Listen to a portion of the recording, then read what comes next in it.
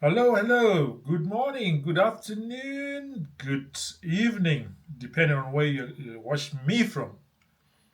Yes, today I've come back to the Afrikanizah-Up. This comes all the way back from our mentor and messenger and my father's. I'm talking of the late Bob Marley and my dad. These were unique individuals who came to us to this world for a brief time, to show us the way. Especially Bob Marley. Bob Marley came to show us the way is Africa unite. He sang songs like that, Africa be together, and also it made me to think very much when I spoke to my daughter. My daughter asked, "Dad, did you go to church today?" And I say, no, I didn't go to church. Because basically I believe that the church, yeah, it's a place, it's very good. Church is very, very good. I believe if you can do it, go to church. But then it gets to be a bit controversial today with some of the facts which come out of our own research as black people, as Africans, and as a follower of uh, people like Bob Marley and the Bible itself, where it came from and why it was set in such a way that it favors those who are in the rulership. This is how it becomes a bit controversial because it was always to suit the people who are in power, the politics of the day. It was tweaked and it has changed. There were some versions and revisions, which has been done to the point that it gets us confused. But there's one Bible which we Africans have as a heritage, and we got our heritage everywhere. If we look at what we have in the Southern Africa, is Manga Gubwe. We got the Great Zimbabwe ruins. We go up to we got Lalibela Church of Ethiopia. That's where I'm actually going. Lalibela, besides the um, pyramids of Egypt. The Lalibela Church and the Coptic Christians, and those Christians, they were actually there long time before. Uh, so many years before Christ, they were much there, and they were practicing Christianity well before then, and they got their own civilization, which goes more than 2,000 years. That's why there's a bit of the facts of the secrets of the Bible of Ethiopia. The Ethiopian Bible carries a lot of other Bibles which were, um, which remained in there. There are 88 other Bible, books which were taken out of the Roman Bible. The old Bible. They took out and keep on taking out parts of what we call the Bible and actually um, remain with some stories which were fiction. According to the research which I did, that's what I researched on, and I saw that some of the things which were said were not true. There's no book of Thomas. Thomas is the man who actually lived with Jesus Christ. He is the follower of the Christian Bible. If you look for Thomas, the book of Thomas, the man who wrote the history of Jesus Christ as he was.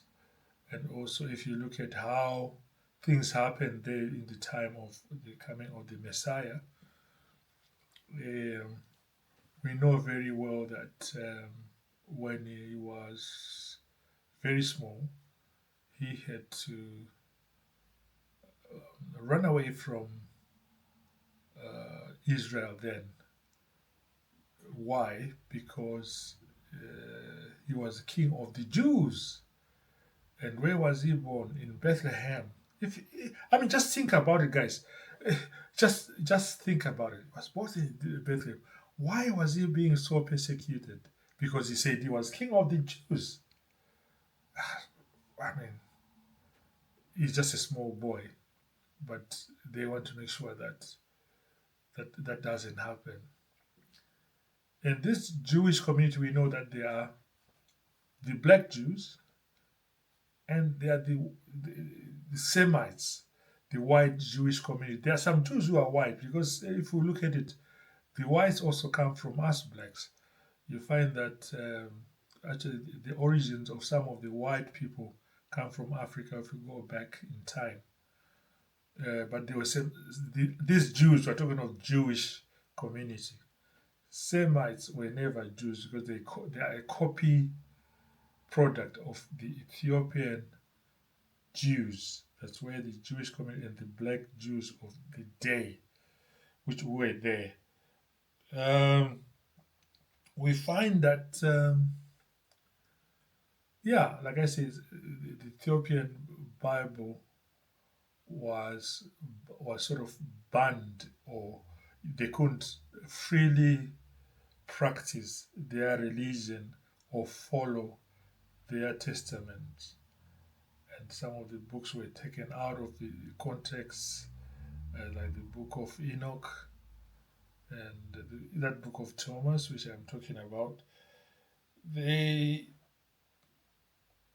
that time there was a kingdom of the what are they called, the Danuts. Those were the old um, kingdoms, and Aksum. Yeah, these were known. These were the kingdoms which were there.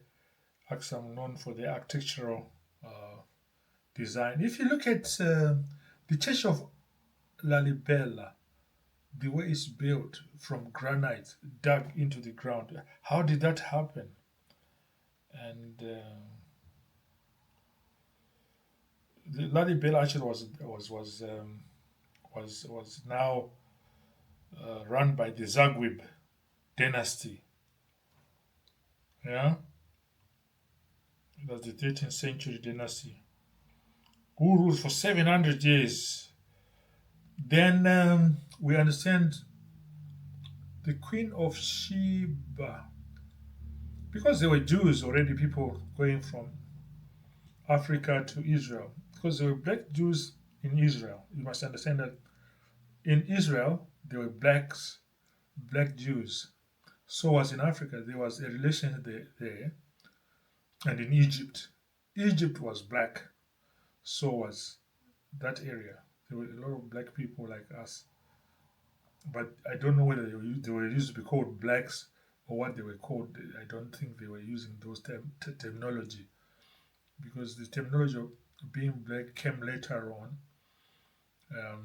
to make us, the brown people with melanin, to feel inferior, to make us feel very inferior, and being the point of hatred, because we are so blessed in the sense that we got everything on our lands. We had gold, we had everything.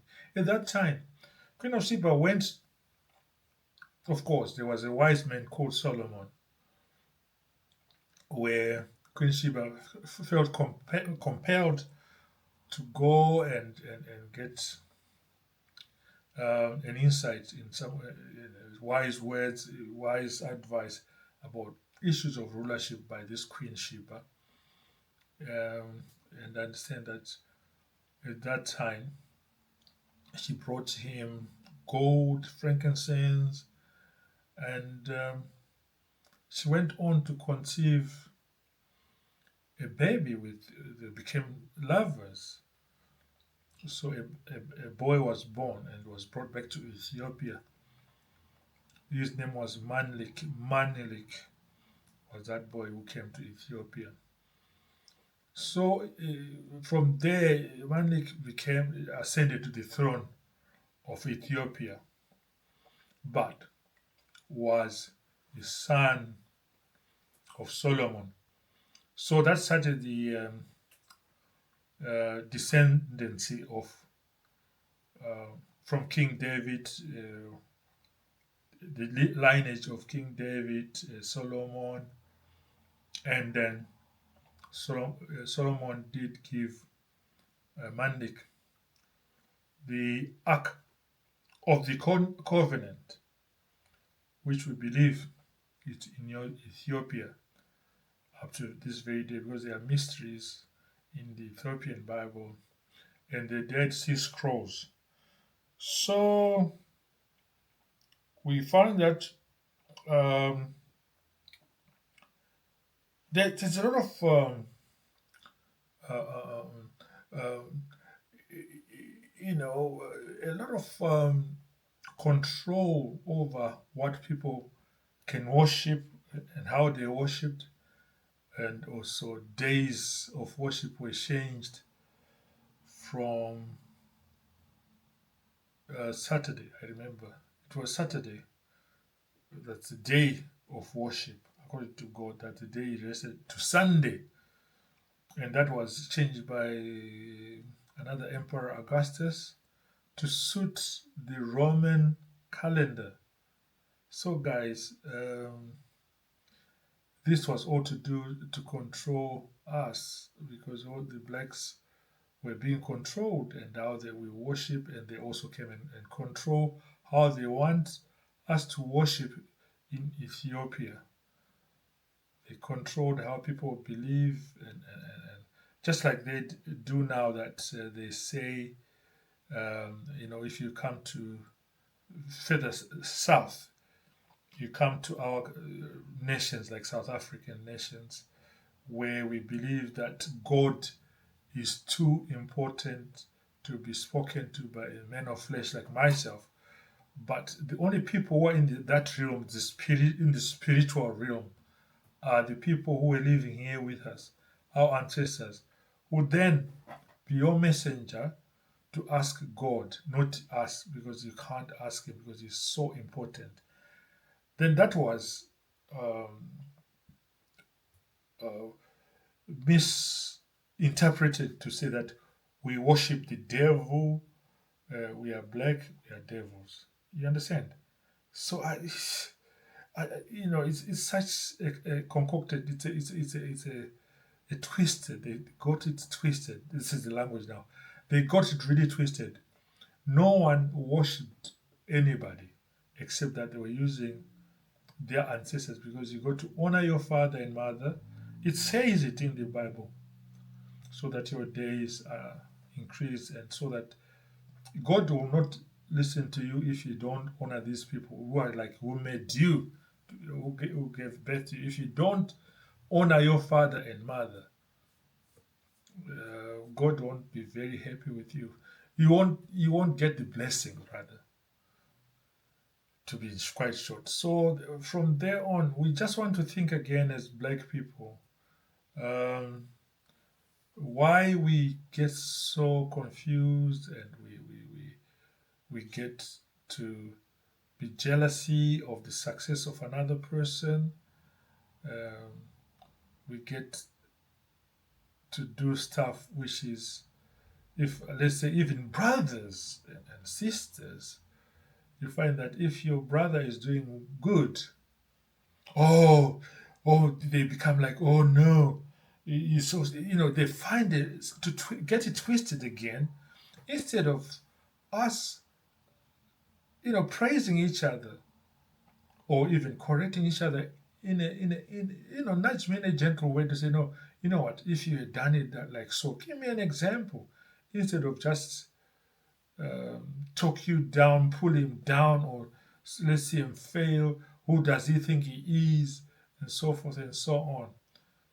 No, I don't think I'm anything. I'm just imparting my ideas before I leave this, because I got also my children who can learn from what I'm talking about. and learn to love each other, learn to respect the elders, or learn to teach their children well so that they give the due respect to the elders.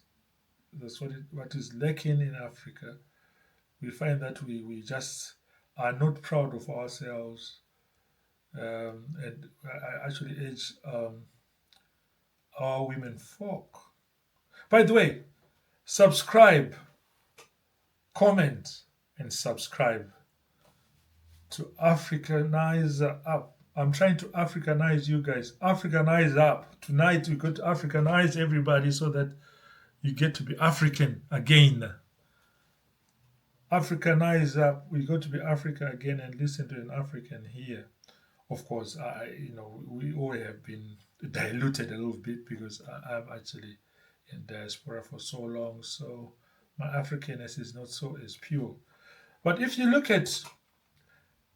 got time, guys, I'll urge you to go and look at Salvador in Brazil, the most black out of Africa, the most black city, the city of Africans, built by the slaves. Look at El Salvador, where there's a black African church, which was built by the blacks, and there are things which blacks did as slaves. And they built this church during the night, and they were not even allowed to worship at that time. Or even if they built the church, there was a white Jesus inside, and blacks were not allowed to come into the church. Go and find out these things, guys. Come on. Switch on. Let's go back to the real religion. The real Christians came from Africa.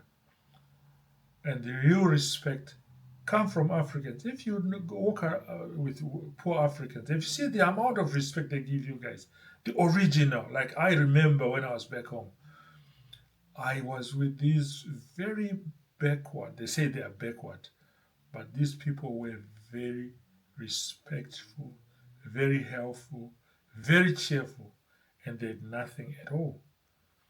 We are miserable because we want. Subscribe, like my channel so that I can bring you more content and advice on subjects that matter to Africans. I do this for Africans. And if you're a person who is African or you're of American, African, remember, we are the first Christians, the Christians of North, were from Ethiopia, and religion was already there because people knew God. They actually knew God. The Bantu people knew that who God was. I don't know about other people. I don't know.